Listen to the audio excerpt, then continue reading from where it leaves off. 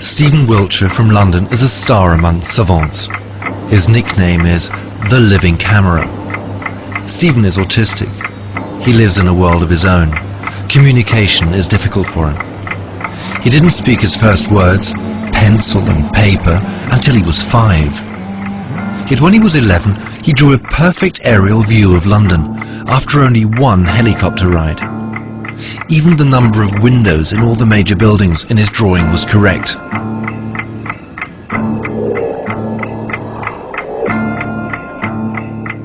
For this film, we're testing the living camera in Rome. Stephen has never seen the Eternal City from above before.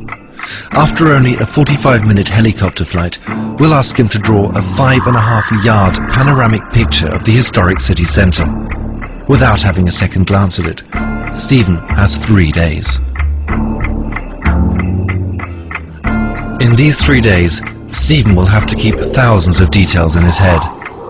The innumerable cupolas, the tiny winding streets, all the balconies and windows of the endless array of houses, and each and every column and window arch of Rome's major sites, from the Pantheon to St. Peter's to the Colosseum. Stephen has never trained for this feat of magic. The miracle simply happened when he first started to draw. Yet none of us would have bet that Stephen would be able to draw Rome just from memory. 5.5 yards of paper can look scarily empty. The amazing thing, Stephen starts the drawing as we would, with the Church of St. Peter's.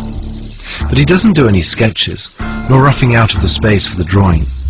It's as if the panorama already existed within his head, with all the proportions, all the roads, all the details.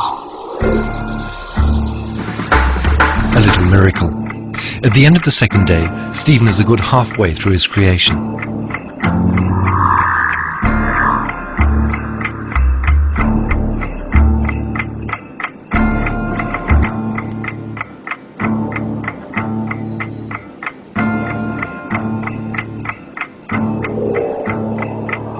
After 3 days of his drawing marathon, even Stephen Wiltshire starts to tire.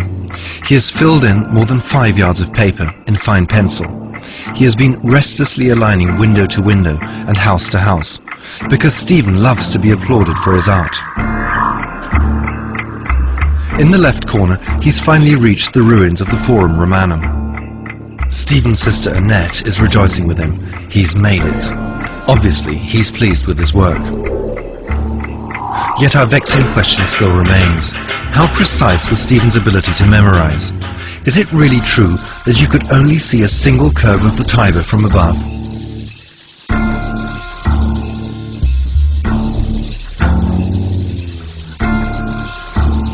We started to compare the accuracy of the drawing with the real thing. Is Stephen's version of St. Peter's cupola too dominant?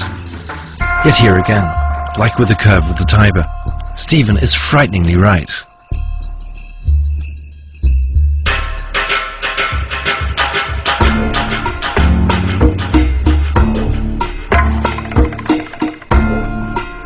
We wondered if the famous Roman hill should probably stand out more in Stephen's panorama. But again, Stephen had seen it better. From 1,000 feet up, the hills are, optically, almost level. Checking the Pantheon, we did discover some minor inaccuracies on the roof. But the number of columns of the portal is, again, absolutely correct.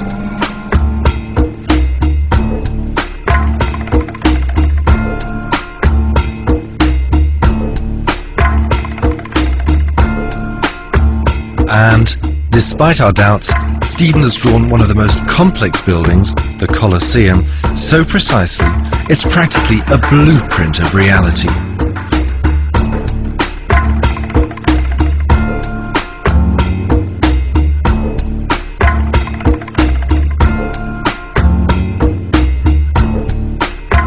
Stephen was also accurate in the instances we checked of nameless buildings and side streets. Had he had more time, his sister Annette believes, he would have put in even more detail.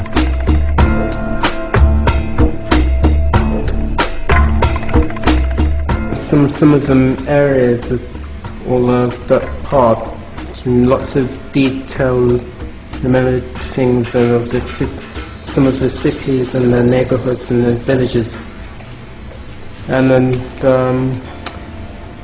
the easy part is St. Peter's and Forum and Colosseum, and memorize it by head and by memory.